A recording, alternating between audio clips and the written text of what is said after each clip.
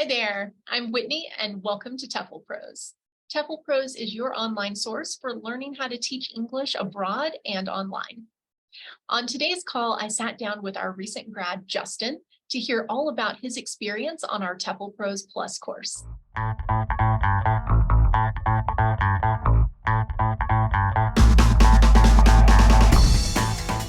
Hey, Justin. Hi. How's it going? It's going good. Yeah, congrats on graduating. Thank you. I woke up about, I think, 2 hours ago. So yeah, still a little fairly tired. Yeah, we're on opposite sides of the US, aren't we? Are you still Yes. out in California? Yes, I am. Okay, yeah, so we got a little bit of a time difference here, but thank you for waking up for the call. We appreciate it. No problem. Yeah. So, really, Justin, on these calls, we just like to take a moment, give you some space to share what your experience was like as you were going through the course.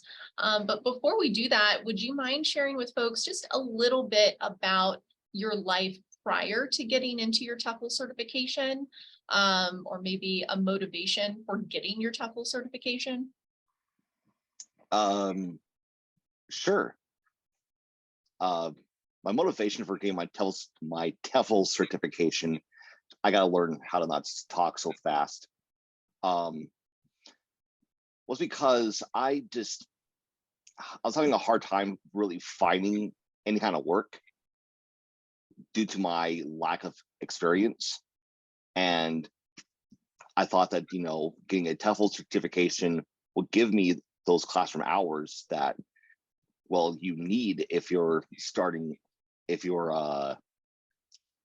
barely starting in this field, because you can get all the interviews in the world, but if you don't have that experience, they will not hire you. And trust me on that, because I've been to a lot of interviews for a paraprofessional, even going so far as trying to go for just straight teaching with no experience. Of course, that's a given. But yeah, so after realized that I needed to find a TEFL course that didn't look like some sort of like ad propaganda, because there's a lot of TEFL courses out there and a lot of them just look fake. They look like they're trying to market towards it feels like it's catered towards gullible college graduates.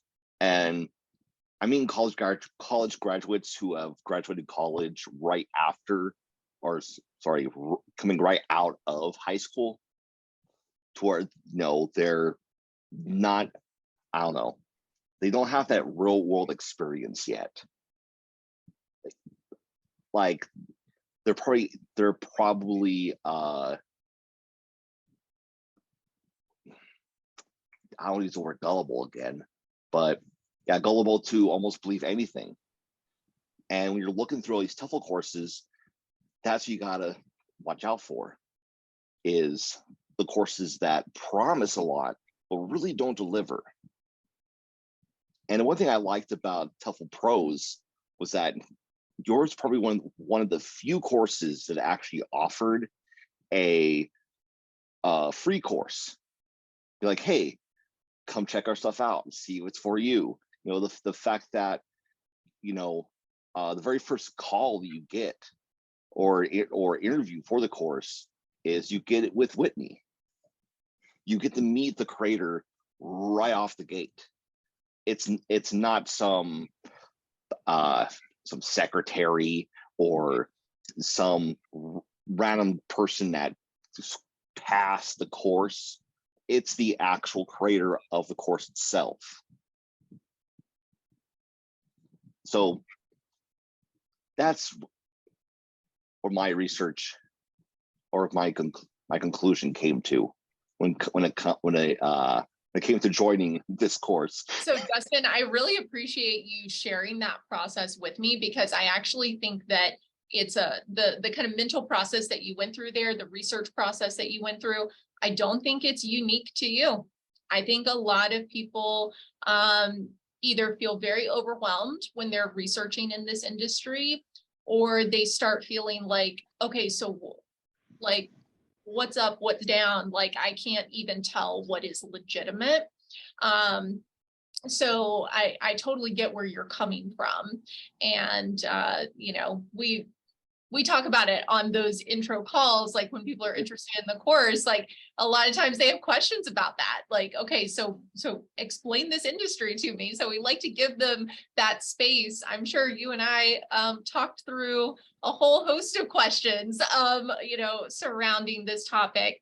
But it's so important, you know, going back to what you were saying about, hey, before I got TEFL certified, I was trying to break into the industry and I couldn't do it. And Yep.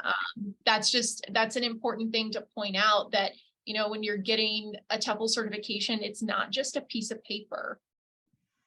You know, you're not just buying something off of Groupon that, you know, ticks a box on a resume. You have to be able to utilize that skill set even in an interview setting, and you have to be able to perform in that future job. So it matters. So I appreciate you sharing that with us, truly. So Justin, I guess my next question for you is, all right, you went through this process of discernment, like, all right, what is out there in this industry? Can I make heads or tails of it? Okay, you settle on our program, you get started. Just share with folks a little bit about your experience on the program. Like, what was it like to actually go through the process of getting TEFL certified? The process was, in my opinion, fun. Now, I do this, see, before I get ahead of myself, like I always end up doing.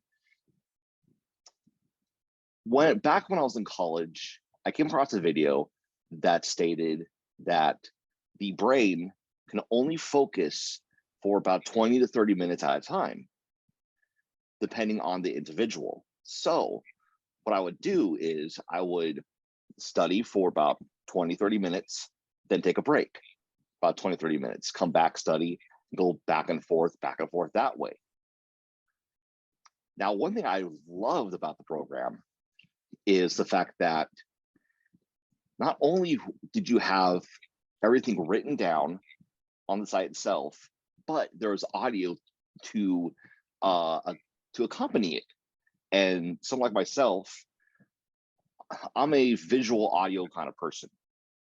Both. I can't be one or the other.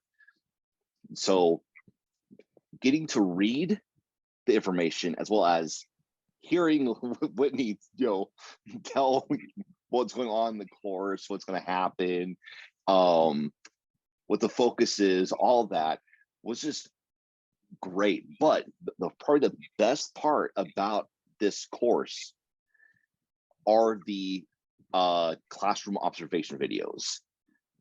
Albeit sometimes a bit long, but then again, I'm pretty sure you're showing a lesson from start to finish, and I'm also pretty sure that most lessons probably don't just wrap up in like 30 minutes.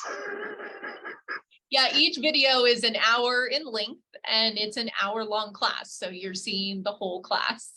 Yeah, that's correct.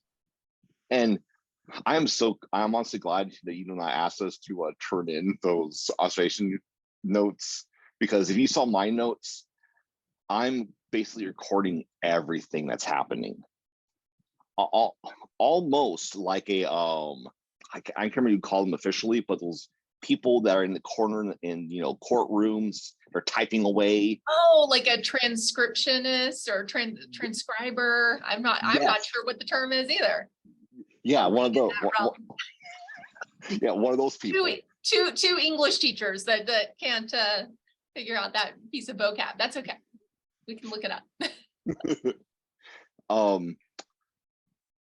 But for anybody out there that's, you know, if you're watching this, this, you're probably at the very end, and hopefully you'll agree with me on this, that the further you get along with the course, the more you start realizing that you don't actually have to write every little detail down.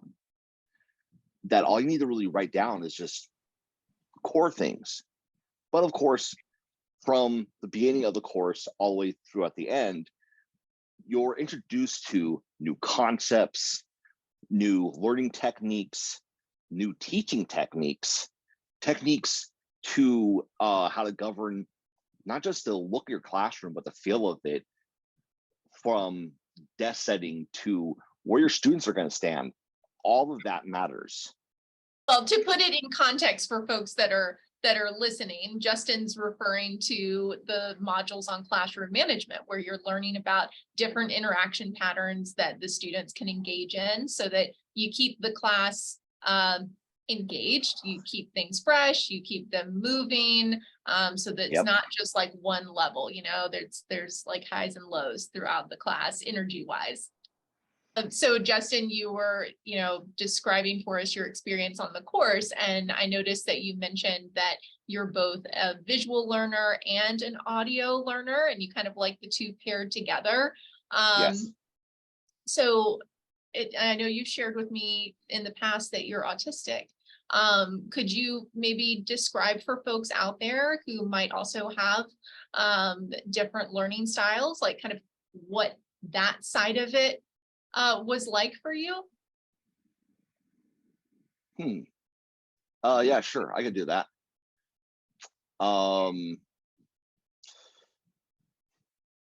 Probably one of the biggest things that I personally had to deal with, and I can't speak for everybody, because, well, as the saying goes, once you meet one autistic, you met one autistic.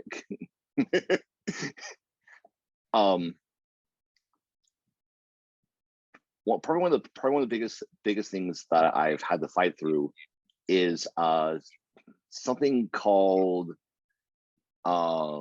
imposter syndrome, and getting the feeling of like why am I doing this? It's pointless. You're not going to pass. What's the point of even going through the courses? You're going to forget everything that you learned. And all I can say is, if you have that feeling that happens for you, it's best to not ignore it, but to then use it as a strength. Because it's just like in life, you know, yeah, you're gonna have people that are gonna be behind you, and they're going to rally for you and such. But the biggest rallier is yourself. You're the one that has to stay motivated, and you're the one that has to, well, log on and keep the course going. No one else is going to log on for you. Yeah. And that's what I realized early on, despite the fact that I did take a leave of absence for about, I think, 2 or 3 months it was. Yeah, but that I did not because of my autism, but because of relocating, starting a new job, and all of that. Yeah, and when you're busy unpacking, or you have to go to sleep, then wake up at like 10 o'clock at night to go to your new job and such, you really don't have the energy to look at a computer screen. Oh yeah, that makes total sense. You need some time to settle into that new routine. Yeah. And also, another advice I can give too is, so at the end of every course, you're gonna do a oh my god. Are you talking about the quizzes or the portfolio assignment? No, the after on the Facebook thing. An accountability post. Thank you. Yeah. I should know. I put it in there. All right. you're going to do an accountability post, and at the end of that post, it's going to say that I will complete my module at X date. Mhm. I've been really bad about actually completing my modules on those said dates, except for like maybe the last, I think, four modules maybe. I was pretty good at completing way before what I put down, but prior to that, I was bad at it. And what I'm getting at with this, kind of sounds like I'm all over the place, but where I'm getting at is that give yourself enough time. Just because everybody else is getting their modules done like 1 week at a time doesn't mean that you have to. But try to also get them done before your days run out. Like I got mine done before I hit, I think it was like 111 days left or something like that. When I finally got mine done, I was honestly really scared because I know myself and I'm a huge procrastinator. I'm like, watch, I'm gonna just slug on by until like 100 days, and then I'm like frantically try to rush. Yeah. I'm sorry if I took such a long time answering that. No, I love it. I love that you're sharing your honest experience with folks. I think it's really valuable and will help people out there. We do get a lot of people on the course, Justin, that are like, well, I mean, it looks great. I took the free trial, but I've never been good at studying online before, or like they don't feel connected to that style of studying. And I understand that it is a different sort of thing to involve yourself in, especially if you grew up like we did, where we grew up going to more traditional school environment. So I think it's great that you're willing to share that, Justin, and I think it'll be helpful for people. One other thing I just wanted to ask you is, if someone came to you and they said, look, I think this is really cool, I've been following along with what you've been doing, but I just don't know if I could do it, but that they have a passion for helping others in a teaching capacity. Like, is there any advice that you would give to them? This is probably a very basic answer, but go for it. That's my advice. Go for it. And I say that because, we're only on this planet for how long? And if something that you're passionate about, do you really want to, years later, look back and be like, man, I really should have taken that course? Or what would have become of my life if I did take it or didn't take it? No, actually, wait, did take it, because you're not taking it. Yeah. But yeah. Okay, so go for it. Yeah, try to live without regrets. That's great advice, Justin. Thanks so much. You're welcome.